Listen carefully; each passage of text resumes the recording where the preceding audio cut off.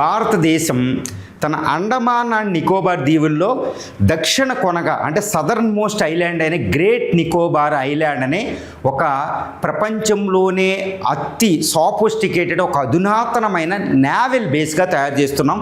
Naval బేసే కాదండి, నేవీతో పాటు ఏది న్యూక్లియర్ సబ్మెరైన్స్, నేవల్ షిప్లు, ఎయిర్ క్రాఫ్ట్ క్యారియర్స్ వెళ్ళే ఒక డీప్ నేవల్ పోర్ట్నే డెవలప్ చేయడం లేదు మనం.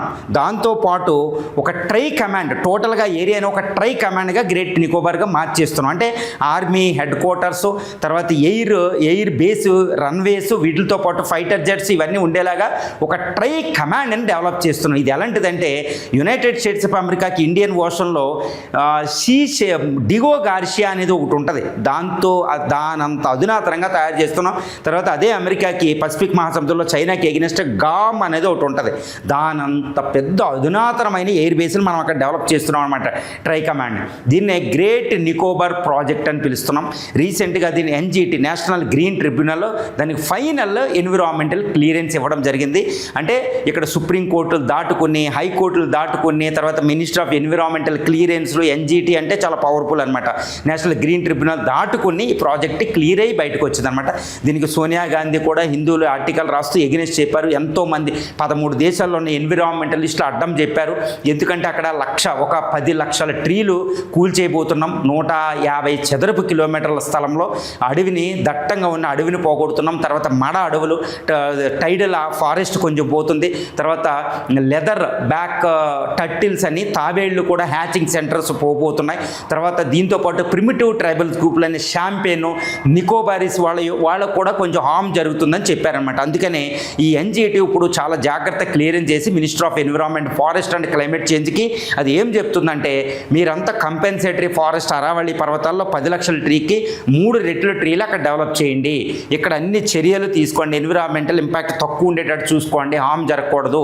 ఎందుకంటే ఆ ప్రాజెక్టు స్ట్రాటజికల్లీ చాలా ఇంపార్టెంట్, కానీ భారత సెక్యూరిటీకి, కమర్షియల్ ఇంట్రెస్ట్కి మేము అది క్లియరెన్స్ ఇస్తున్నామని ఎన్జిటి క్లియర్ చేసింది. అంటే మోడీ గవర్నమెంట్ ఈ ప్రాజెక్టు ఒక డ్రీమ్ ప్రాజెక్టు, ఒక ఫ్లాగ్షిప్ ప్రోగ్రామ్, ఇది క్లియర్ అయిపోతుందని తెలుస్తుంది.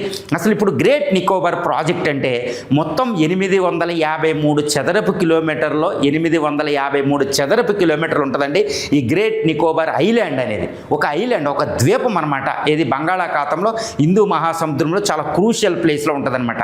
ఇది 853 చదరపు కిలోమీటర్, 166 చదరపు కిలోమీటర్, అంటే 14 నుంచి 15% మాత్రమే ప్రాంతాన్ని ఈ ప్రాజెక్టుకు ఉపయోగిస్తున్నారు. కానీ అక్కడ భూమధ్య రేఖ, ఫారెస్ట్, ట్రైబల్ గ్రూప్ అందరూ ఉంటారు, హైవేస్ ఉంటాయి. తర్వాత ఇంటర్నేషనల్లో ఈ ప్రాజెక్టులో భాగంగా అక్కడ ఒక టౌన్షిప్, ఒక 5 నుంచి 10,000 మంది ఉండే విధంగా టౌన్షిప్ డెవలప్ చేస్తున్నాం, అధునాతమైన టౌన్షిప్. తర్వాత నేవీ ఒక డీప్ పోర్ట్ ఒకటి డెవలప్ చేస్తున్నాం. నేవీ పోర్టే కాదండి, కమర్షియల్ పోర్ట్. ఇది ఎంత కమర్షియల్ అంటే హాంకాంగ్, సింగపూర్ లాగా ఒక ట్రాన్స్షిప్మెంట్ పోర్టును ఒక డెవలప్ చేస్తున్నాం. హాంకాంగ్, సింగపూర్ని కౌంటర్ చేయడానికి, భారతదేశం ట్రేడ్ పరంగా ఎదగడానికి తయారు చేస్తున్నాం. నేవీ పోర్టే కాదు, దీంతో పాటు ఒక పవర్ ప్రాజెక్టు, తర్వాత ఒక అధునాతనమైన ఇంటర్నేషనల్ ఎయిర్పోర్ట్ ఒకటి ఉంటుంది, టూరిజంకి ఉంటుంది. నేవీ ఫైటర్ జెట్స్ కూడా, ఎయిర్ ఫోర్స్ ఫైటర్ జెట్స్ కూడా అక్కడ ఉంటాయి అన్నమాట. దీంతోపాటు ఒక ఆర్మీ ట్రై కమాండ్ ఒకటి డెవలప్ చేస్తున్నాం. అంటే ఇంటర్నేషనల్ ఒక పెద్ద ట్రై కమాండ్, ఆ ఎయిర్ ఆర్మీ, తర్వాత నేవీ బేస్ కింద తయారు చేస్తుంది. దాంతోపాటు కమర్షియల్ పోర్టు. చూడండి ఎంత ఫ్లాగ్షిప్ ప్రోగ్రామ్, ఎంత అధునాతనమైన ప్రోగ్రామ్ ఇది. దీనికోసమే ఒక పవర్ ప్లాంట్ కూడా అక్కడ ఇండిపెండెంట్గా అక్కడ డెవలప్ చేస్తున్నాం అన్నమాట, సోలార్ ఎనర్జీ పవర్ ప్లాంట్తో కూడా. తర్వాత ఎందుకు ఈ ప్రాజెక్ట్ అంటే, ఈ ప్రాజెక్ట్ కాస్టే $10 బిలియన్. ఇప్పుడు ప్రాజెక్ట్ ఇంప్లిమెంట్ అయ్యేటప్పుడు దానికి ఇంకా రేటు కూడా పెరిగిపోతుంది. అంటే సుమారు 1,00,000 కోట్ల ప్రాజెక్ట్ అనమాట. ఇంకా రేటు పెరిగిద్ది, ప్రాజెక్ట్ పూర్తి అయ్యేటప్పుడు రేట్లు పెరుగుతాయి కాబట్టి ఇంకో 10 సంవత్సరాలు స్లోగా డెవలప్ అవుతూ ఉంటుంది. ఏంటి దీని సిగ్నిఫికెన్స్ అంటే, ఈ గ్రేట్ నికోబార్ ఐలాండ్, ఈ సుమిత్ర ఐలాండ్ కేవలం 90 కిలోమీటర్ల దూరంలో ఉంటుంది. అది ఇంపార్టెంట్ కాదండి. మలక్కా స్ట్రైట్ అనేది ఇండియన్ ఓషన్లో ఉంటుంది, అది ఇండియా ఓషన్కి గేట్వే, తర్వాత పసిఫిక్ ఓషన్కి గేట్వే. ఈ మలక్కా స్ట్రైట్ ద్వారా ప్రపంచ వాణిజ్యంలో 40% వాణిజ్యం ఈ నేరో స్ట్రైట్ ద్వారా వెళుతుందన్నమాట. మలక్కా స్ట్రైట్ అండి. ఈ మలక్కా స్ట్రైట్ ద్వారానే చైనా యొక్క 70% ఆయిల్ ఎక్స్పోర్ట్ అవుతూ ఉంటుంది. లేకపోతే చైనా ఆగిపోవాలన్నమాట. Oil, petroleum, natural gas. Japan, South Korea చాలా ఇంపార్టెంట్ అనమాట. అది ఇంటర్నేషనల్ ట్రేడ్. దానికి 160 కిలోమీటర్ల దూరంలోని మలక్కా స్ట్రైట్ ఉంటుంది. ఏది మన గ్రేట్ నికోబార్ ప్రాజెక్ట్ ఉంటుంది మలక్కా స్ట్రైట్కి. అంటే ఏంటి, మలక్కా స్ట్రైట్ని టోటల్ కంట్రోల్ చేయడానికి భారతదేశం గ్రేట్ నికోబార్ దీన్ని ప్రాజెక్ట్ని ఇంప్లిమెంట్ చేస్తున్నాం అనమాట. దీని ద్వారా సౌత్ ఈస్ట్ ఏషియన్ కంట్రీ, తర్వాత జపాన్, చైనాని కంట్రోల్ చేస్తాం. తర్వాత gateway to Pacific, gateway to Indian ocean కాబట్టి దీని ద్వారా ఇండియన్ ఓషన్లో చైనా కదలికలు ఆపొచ్చు. చైనా ఇండియాలకు యుద్ధం జరిగితే దాని ద్వారా చైనా యొక్క ఆయిల్, తర్వాత ఎల్పిజి మొత్తం మనం స్టాప్ చేయగలుగుతాం అనమాట. అందుకనే చైనాకి కౌంటర్ ప్రాజెక్టు ఇండియన్ ఓషన్లో, అంటే హిందూ మహాసముద్రంలో భారతదేశం తిరుగులేని శక్తిగా ఎదగడానికి, ప్రపంచంలో ఒక బ్లూ వాటర్ నేవీగా ఎదగడానికి తయారు చేస్తున్నది. తర్వాత ఇంటర్నేషనల్ ట్రేడ్లో సింగపూరు, హాంకాంగ్ దాటే ప్రాజెక్ట్ అనమాట.